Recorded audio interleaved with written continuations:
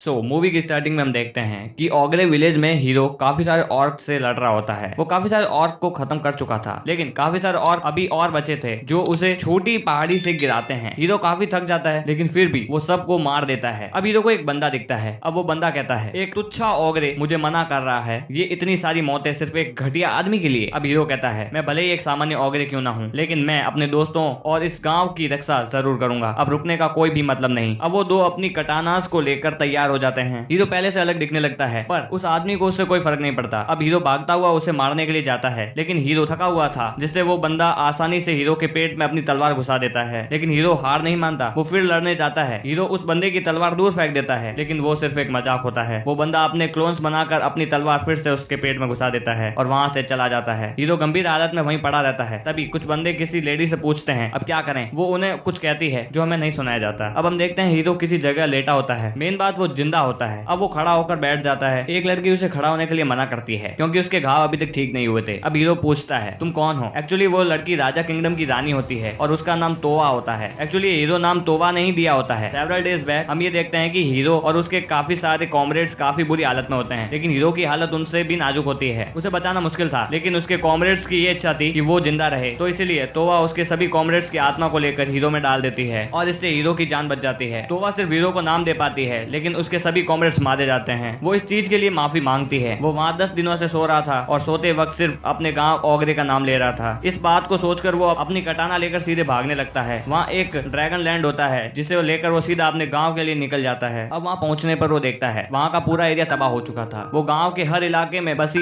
यादों को वो देखता है। उसका बिताया हर पल, अपने दोस्तों के साथ खेलना, सब कुछ तबाह हो चुका था। इस बात से हीरो काफी दुखी हो जाता है और ऑर्क पर काफी गुस्सा करता है। अब 4 दिन बाद भी वो महल में वापस नहीं लौटता, जिसे देख वो ओल्ड मैन सोचता है कि वो वापस नहीं आने वाला। तभी क्वीन देखती है कि हीरो वापस लौट आता है। अब हम देखते हैं कि गोप्ता और गाबिरू हाकोरू के साथ जंगलों में उसे ढूंढने की ट्रेनिंग कर रहे होते हैं। तभी हाकोरू उनके सामने अचानक से आता है और उन दोनों को जोर का डंडा मारता है। अब गोप्ता गेल्ड के बारे में पूछता है। एक्चुअली मैं तुम्हें बता दूं कि ये भी ऑर्क हैं। अब हम गेल्ड को देखते हैं, वो काम कर रहा होता है। तभी वो हवा में एक ड्रैगन को देखता है। वो एक बंदा भेजकर उन्हें बता देता है कि हम पर अटैक होने वाला है। वो बंदा वहां से रिमूरो को बताने के लिए चला जाता है। अब हमें रिमूरो को दिखाया जाता है। सुना उसके लिए मस्त चाय बना लाती है। अब शियो भी उसके सिखाए तरीके से बनाई हुई कुकीज उसे देती है। एक्चुअली शियो खाना बनाने में थोड़ी कच्ची है। उन कुकीज में से स्मेल आ रही होती है, जिसे देखकर सुना और रिमूरो भागने लगते हैं। तभी हम देखते हैं वो बंदा वहां आकर बताता है कि गेल्ड खतरे में है। अब हम देखते हैं हीरो ही गेल्ड पर अटैक करता है। वो अपनी कटाना से उस पर काफी खतरनाक अटैक्स करता है। वो उस पर इसलिए हमला करता है क्योंकि वो एक ऑर्क होता है। वो उसे एक स्पाई समझने लगता है और इस कारण से वो उस पर लगातार हमला करता जाता है, लेकिन गेल्ड भी उसे संभालता जा रहा था। इस बात पर गुस्सा होकर हीरो ओगरे फ्लेम अटैक करता है। गेल्ड एक शील्ड बनाकर उसे हटा देता है। एक्चुअली गेल्ड को उसके बारे में कुछ सेंस हो जाता है, क्योंकि वो कह देता है मैं अपना बदला लेने के लिए आया हूँ। गेल्ड समझ जाता है कि ये बंदा ओगरे विलेज से है, जिसे इन्होंने खत्म किया था। इस बात पर हीरो मानो डेविल बन जाता है। वो उस पर हमला करने के लिए जाता है। गेल्ड अपने हथियार को छोड़ देता है, पर इससे हीरो को कोई फर्क नहीं पड़ता कि तभी एक लड़की उस पर हमला कर देती है, लेकिन हीरो उसे पकड़कर दूर फेंक देता है और गेल्ड को मारने के लिए फिर भागता है। वो उस पर जैसे ही वार करता है कि तभी उसका भाई उस वार को रोक देता है। दोनों एक दूसरे को देखकर चौंक जाते हैं। उसका नाम बेनीमारू होता है। अब हीरो पूछता है कि तुम इन लोगों को बचा क्यों रहे हो? इन्होंने हमारा पूरा गांव तबाह कर दिया था। अब बेनीमारू कहता है ये एक लंबी स्टोरी है, हमें सुलह हो गई। वो उसे गेल्ड से मिलाता है। पहले हीरो को गुस्सा आता है, पर वो शांत हो जाता है और गेल्ड से माफी भी मांगता है। वहीं गेल्ड भी उससे माफी मांगता है उसके गांव को तबाह करने के लिए। अब उसकी बहनें यानी सुना और शियो भी वहां आ जाती है, जिसे देखकर वो दोनों रोने लगती है। अब रात के वक्त सभी बैठकर खाना खाते हैं, जहां हमें बताया जाता है कि ये हीरो का टूटा सिंह बेनीमारू को बचाते वक्त हुआ था। अब सभी अपनी अपनी बातें बताते हैं। उसने अपना गांव भी इसीलिए छोड़ दिया था क्योंकि वो अपने गांव का सबसे ताकतवर बंदा था और उस दिन से वो एक मर्सनरी के तौर पर काम करने लगा। अब बेनीमारू पूछता है तुम कौन से देश में काम करते थे? अब हीरो बताता है दिस्तावे बीमन लॉर्ड क्लेमैन की जगह पर, जिसे सुनकर सब चौंक जाते हैं। वो वहाँ पैसे कमाने के लिए गया था, लेकिन अपने गाँव के बारे में सुनकर फिर लौट आया। अब वो बताता है कि जब वो मौत के कगार पर था तब उसकी जान राजा देश की क्वीन तोवा ने बचाई और अब वो उनके लिए काम करता है। अब वो राजा किंगडम के बारे में बताता है, जहाँ वो बताता है कि कुछ समय पहले उन्होंने लगभग अपना सारा सोना माइन कर लिया था। अब उनके पास कुछ भी नहीं था, लेकिन क्वीन तोवा ने अपने राज्य, अपने लोग सभी को बचा कर रखा।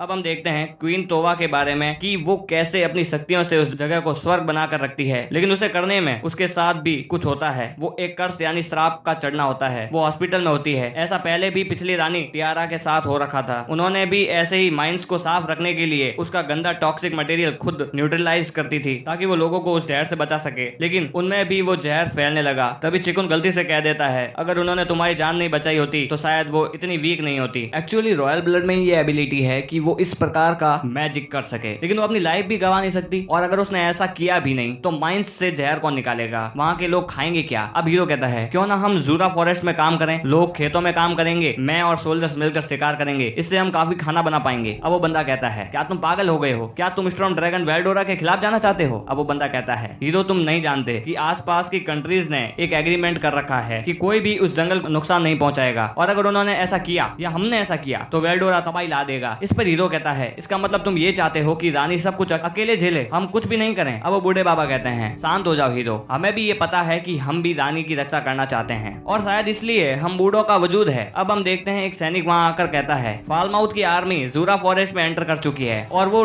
टेम्पेस्ट नाम के नेशन के साथ युद्ध करना चाहते हैं। अब हीरो कहता है क्या टेम्पेस्ट जिन्होंने ऑर्क को शांत किया। अब वो बताता है वो काफी खतरनाक है और यहाँ तक कि उन्होंने वेल्डोरा को भी जगा दिया, लेकिन टेम्पेस्ट के लीडर रिमूरू ने वेल्डोरा को अपनी तरफ कर लिया। इस बात से सब चौंक जाते हैं कि आखिर उसने ऐसा किया कैसे। इस पर हीरो सोचता है क्यों ना रिमूरू से हेल्प ली जाए, वो शायद उन्हें वहाँ काम करने दे सकता है। अब हीरो कहता है मैं वहाँ जाऊंगा, वो उस पर एग्री करते हैं और इसी तरह वो वहाँ पहुँचता है। अब रिमूरू कहती है कि मैं एक डीमन लॉर्ड बनना चाहती हूँ और यहाँ तक कि उसने क्ले मैन को भी हरा दिया। इस बात से हीरो चौंक जाता है। अब रिमूरू कहती है क्या तुम उस जंगल में काम करना चाहते हो। रिमूरू वेल्डोरा से कहती है जो कि एक आदमी होता है, क्या उस जंगल में जाना इतना खतरनाक है कि लोगों को उसकी परमिशन लेनी पड़ती है। वेल्डोरा कहता है ऐसे कोई टेंशन वाली बात नहीं, मजे से काम करो। वो सभी एक स्टॉर्म ड्रैगन को आदमी के रूप में देखते हैं जो रिमूरू के ऑर्डर्स मानता है। वो सभी चौंक जाते हैं। और गाइस आज के लिए बस इतना ही, मिलते हैं इसके अगले पार्ट में। तो अगर तुम्हें वीडियो पसंद आई हो तो वीडियो को लाइक कर देना, चैनल को सब्सक्राइब कर देना। मिलते हैं इसकी अगली वीडियो में, तब तक के लिए बाय।